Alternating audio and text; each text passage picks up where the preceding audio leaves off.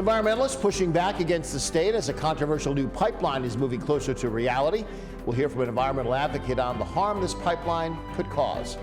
Hello and welcome to Empire State Weekly. I'm John Gray. And I'm Jamie DeLine. The State Public Service Commission approving a long-term gas plan, which includes a proposed expansion of a pipeline. This project including a previously rejected pipeline providing natural gas to lower New York. The controversial pipeline, like you can see here, was rejected both in 2009 and 2020 by the state's Department of Environmental Conservation over potential impacts on water quality. Proponents of the pipeline say the pipeline would provide reliable gas service for National Grid customers who depend on the service, while opponents say it's not necessary and it would come at the expense of New Yorkers' quality of life.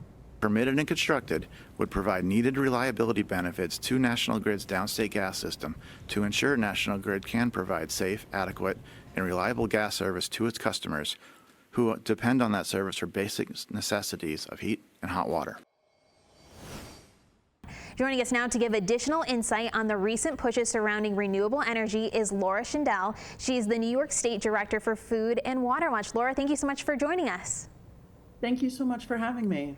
So for viewers who may not know, can you talk about your organization and the mission of your organization? Absolutely. Food and Water Watch is a national organization that works to protect people's access to safe food, clean water, and a livable climate. And here in New York State, we are doing that by fighting dirty energy projects like fossil fuel infrastructure, pipelines, and power plants that threaten our livable climate, safe food, and clean water.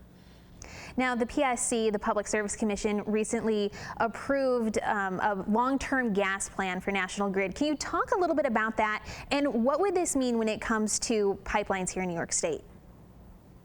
So New York is facing 3 pipeline proposals, and one of those pipeline proposals was included in National Grid's long-term plan. So I just want to back up and talk a little bit about that pipeline. The Williams Northeast Supply Enhancement Pipeline is a fracked gas pipeline that, if built, would carry gas from Pennsylvania through New Jersey and then go through New York Harbor, the coastline of New York City, hugging the shores of Staten Island, Coney Island, and the Rockaways. And the construction of this underwater pipeline would churn up toxins that lay dormant in the seabed, like arsenic, mercury, PCBs. And it would also deepen New York's reliance on fossil fuels at a time when we know we're supposed to be moving off of fossil fuels. Additionally, the cost of building just this one pipeline for National Grid ratepayers would cost $3.2 billion over the course of 15 years to build this pipeline. And the pipeline was proposed many years ago and was actually turned down by New York State in 2018, 2019, and again in 2020 because of the water quality impacts and because of the inconsistency building new pipelines has to the state's climate laws. So the pipeline was dead. It wasn't going to be built. Fast forward to this year, President Trump decided he wanted to build this pipeline and more, and started pressuring Governor Hochul to build it. They opened up a very fast comment period and seemed to be fast-tracking the pipeline. So what happened yesterday is that Governor Hochul's Public Service Commission, an agency that looks and regulates our utilities, they approved National Grid's plan to do a variety of things, including building this fracked gas pipeline. But that's not the end of the story.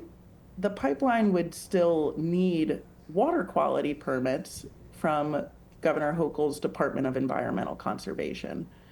So yesterday's decision from the Public Service Commission is in no way the end of the fight against this pipeline, but it is a confirmation that Governor Hochul is looking to approve it unless we get her to turn it around.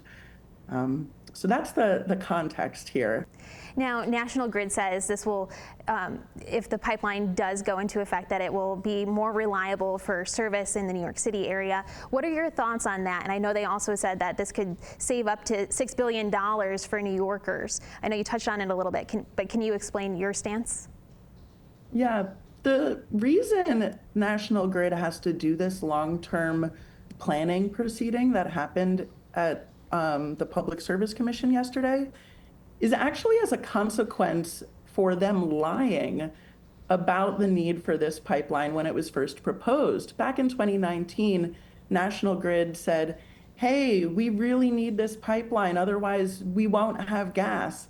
And they said, we're gonna not give anybody gas until you build this pipeline. And the state actually figured out that they were lying, hit them with millions of dollars in fines. And one of the consequences was, all right, now you have to do this long-term planning proceeding. So we already know National Grid has lied in the past. That's the whole reason for this proceeding happening in the first place. And we also know that gas demand is going down in New York City. We passed legislation that requires New York's dirtiest buildings to make energy efficiency upgrades. That's Local Law 97. And that's getting implemented. We also passed statewide legislation that means all new construction has to be built all electric. So with these policies in place in New York State's climate law, we're seeing demand for fossil fuels go down, not go up. So if they build a new pipeline, they're making ratepayers get stuck with a stranded asset. We're not going to want or need fossil fuels down the road, but what National Grid does get out of it is a guaranteed rate of return on their investment. And, you know, they're in the business of building fossil fuels. Of course, they'll make arguments to support it. But reports have been published saying we don't need it. Reports have been published saying this will actually make energy prices go up because the cost of the pipeline is paid for by us as ratepayers. And they admit that themselves, that each family National Grid customer bills would increase by about $7.50 every month for 15 years. And that really adds up, and people don't want to spend more money on their energy bills. They've already gone up so much. Now we're running out of time, and I know, as you mentioned, this PSC vote does not automatically allow this pipeline to happen. What would you say are the next steps? What does DEC have to do, and what can people watch for? Yeah, so Governor Hochul's Department of Environmental Conservation is expected to make a decision on if the pipeline will receive its water quality permits. That's what it needs to proceed. And those are the same permits that were already turned down in 2019, 2020. So we'll watch to see what Governor Hochul decides to do. But in the meantime, we're seeing enormous pushback from everyone from Staten Island all the way up to Albany, across the state, because we know if this pipeline gets built, every other community in New York is going to see pipeline proposals. And this is just the canary in the coal mine. So I'd encourage folks to call the governor and tell her to stand up to Trump and side with the people of New York and stop these pipelines. All right, we'll have to leave it right there. Thank you so much for coming on. We appreciate your time. Thank you so much. A man is being charged for making serious repeated threats against the leading candidate for mayor of New York City. When we return, as Representative Zohran Mamdani faces these threats, he's also receiving a major endorsement from the established Democrats in the state. Hear from Henry Rossoff on all these developments. If you have a comment or story idea, let us know. You can email us at news@news10.com. You can also reach out on X at WTEN.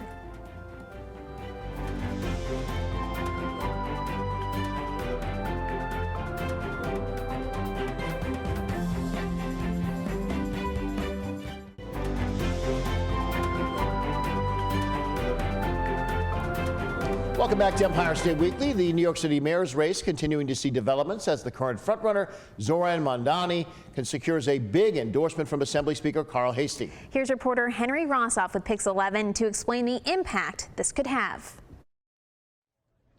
To make a long story short, the state of New York controls a lot of what the city of New York can do. So this is a key second high-ranking state official to endorse Zohran Mamdani in less than a week. And this one felt different than Governor Kathy Hochul's endorsement. The Speaker of the State Assembly says he's all in on Mamdani's agenda. We actually have to have a place that people can afford to live. New York State Assembly Speaker Carl Heastie says he supports and he will work to implement Democratic nominee for Mayor Zohran Mamdani's vision of universal child care, free buses, and yes, taxing the wealthy to pay for it. I asked if they could deliver on this next year, which might be Mamdani's first as mayor, but there's also crucial congressional and statewide elections happening in the background. Will we always get everything that we want? No, that's just the way the world works. But I think that we will be able to achieve many of the things that Zohran has campaigned about. So to be clear, you believe you can pass a millionaire's tax or a corporate tax in an election year? Well, I'll tell you this, millionaire taxes poll extremely well. For what it's worth, Pix 11 did poll test a 2% tax on those making more than $1 million a year and found 66% of New Yorkers support the idea. I really see this as a time of possibility. And to have the support of Speaker Heastie, to have the support of Governor Hochul. Although Hochul seems far more hesitant than Heastie and said she would hold the line on taxes. Other candidates in the race for mayor, including sitting Mayor Eric Adams, say Mamdani is still making unrealistic promises that could ultimately hurt the city's economy. You have a very intelligent, articulate, charismatic person who's a snake oil salesman. And what's more despicable is that working class people who are hurting, he is selling them something knowing that he can't produce. Another independent candidate in the race, former Governor Andrew Cuomo, also continues to bash Mamdani's proposals as unrealistic and brushed aside this endorsement by Heastie. In the newsroom, Henry Rossoff, Pix 11 News. And Jamie, so much is happening in the New York City mayoral race beyond that big endorsement. We wanted to bring Henry on as well to talk about some of the other developments happening in the race. Here's that conversation. Aside from the good news for Mamdani about endorsements and things, also some serious stuff this week with a death threat. Talk about that a little bit. Yeah, there was a man from Plano, Texas. He was arraigned this past week in Queens County Court, and he is accused of making repeated escalating voicemails to Mr. Mamdani's State Assembly office, and in one case, one email. It was over the course of June and then into July as Mamdani really gained popularity and then eventually did win the Democratic nomination for mayor. Quite jarring being in that courtroom, which I was, where the assistant district attorney read these obscenity-laced voicemails or transcripts of these voicemails and emails where he didn't just talk about, disliking Mamdani's politics or policy, but talking about wanting his family to die, talking about how Muslim people effectively didn't have a right to exist. So some really sort of vile, hateful language that was used. Now, to be fair to this gentleman, his defense attorney argues that this is just, a free speech and he didn't intend to be actionable on this. But what the DA seemed to focus on is this happened time and time and time again and escalated. And that appears to be why this was taken more seriously than, let's say, one sort of half-cocked message that this was really taken very seriously by authorities here in the city. And even though obviously these emails and messages were before Charlie Kirk being killed, that's got to be no one may be mentioning it in the courtroom, but everybody's got to be thinking about that right now the climate is a little dangerous out there. It absolutely is. And so to be clear, he was, this was well in the process before then. I can remember there was a notable moment during the primary campaign where actually this started bubbling up, and we didn't know it was these voicemails in particular, but sources close to Mamdani confirms it was, where Mamdani grew emotional on the trail. I mean, he was really gaining in this popularity, kind of entering a new phase of his life, to be fair to him as a human being. And to get these repeated voicemails talking about, attacking and killing your wife, attacking and killing your mom, killing you on the basis of who you pray to. It was a jarring moment for him on the campaign. I remember it quite clearly from a couple months back. Let's shift to where the polls are right now. A couple months ago, Mamdani looked really strong, but I remember people thinking, well, it's early. As people don't focus till you get closer. Wait till the fall. Wait till after Labor Day. Well, here we are. It's after Labor Day, well after. The election's not that far off, and you say the polls are holding pretty steady. Yeah, there's been a real glut of good independent polling that was targeting sort of mid-September, because this was this watershed moment that was set up by former Governor Patterson and by the ex-candidate independent Jim Walden, even Andrew Cuomo to a certain extent, where they said, okay, mid-September, let's do some polling, let's find out where we are, who can best compete with him, heads up, and so on and so forth. So like 8 independent pollsters, including us down here in the city, we work with Emerson College, everyone had the same polling. It was Mamdani in the 40s, Cuomo in the 20s, Curtis Sliwa, the Republican, in the teens, and then Mayor Eric Adams pretty firmly underwater. And you saw 8 good independent polls show pretty much the same thing. So Mamdani really appears to be locked in this front-runner status until or if something jarring changes in this race for New York City mayor. Got about a minute left. A couple weeks back, there was all this chatter that President Trump was going to hand out, like he was handing out candy, jobs to these various candidates to get them out of the race. Some of them out of the race, maybe get Adams to drop, Sliwa to drop. So it would just be Cuomo, and maybe it's a fairer fight in terms of the numbers. Any more talk of that, or does it sound like everybody who's in is going to stay in at this point? Well, an important note, everyone that's in is going to stay on the ballot. And no matter if people drop off or take jobs in the Trump administration, which both Sliwa and Adams deny for what it's worth, their names are going to appear on the ballot. That was sort of ruled on in a legal way within the past 10 days or so. So they will still siphon votes from, let's call it the Mamdani opposition or Cuomo, or however you want to sort of position your views and opinions in this race. But there's that constant chatter. Nothing's been made of it. But the important and key point, I don't think enough people are talking about, they'll stay on the ballot, they'll still siphon votes, and that could make all the difference, even if you do see, effectively everyone deferring to Cuomo here. All right. We'll have to leave it there. Henry Rossoff in New York City, thanks so much for coming on. Always good insight from you. We appreciate it. Great to be here. A decades-long back and forth over land in the Adirondacks has now made its way to the ballot box. How a proposed constitutional amendment could change the Adirondack Forest Preserve and what it could mean for a possible Olympic complex. And a reminder, if you have a comment or story idea, please tell us about it. You can email us at news@news10.com. We are also on X at WTEN.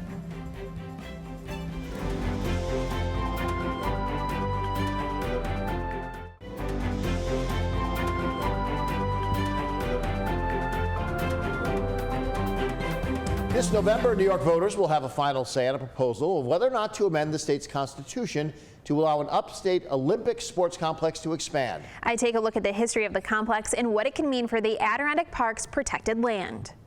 On the back of the ballot, voters will be tasked with deciding if the Mount Van Hoevenberg Olympic Sports Complex in Essex County can expand into the Adirondack Forest Preserve. It was originally built almost a century ago on leased town land. John Sheehan with the Adirondack Council says over the decades, the complex expanded into the preserve without voter approval. Voters have the right to control the fate of the Forest Preserve and will be asked on November 4th if they would allow the Olympic Regional Development Authority to, one, keep the facilities that it has already built on public land, and afford the authority a couple of additional options for development. If passed, the proposal known as Proposal Number 1 would also allow 2,500 acres of land to be added to the Adirondack Park. Susan Lerner with Common Cause New York explains the process of amending New York State's constitution. The proposals that are placed in front of the voters in New York have gone through 2 different sessions of the state legislature and have garnered sufficient support among our elected representatives to place the measure in front of the voters. Among the proposal supporters is the Adirondack Council. And it's an important training facility. It's one of very few that are well equipped in the Northeast, and it's really done a lot to help the economy of Lake Placid and the Saranac Lake area survive through some tough times. While this is the only statewide proposal, voters could see others on their ballot depending on their municipalities.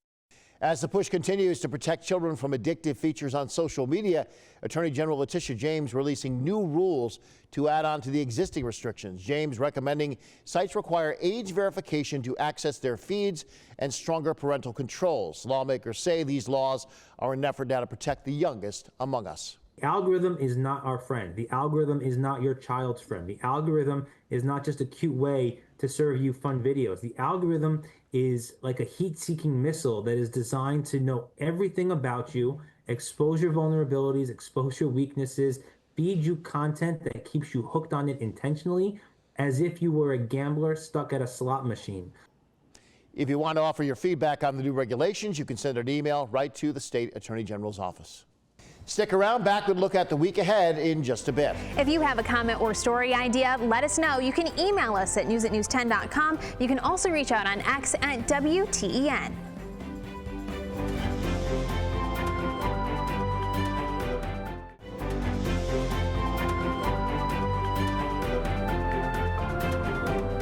Finally, at Empire State Weekly, Governor Hochul releasing a new plan to expand internet access across the state.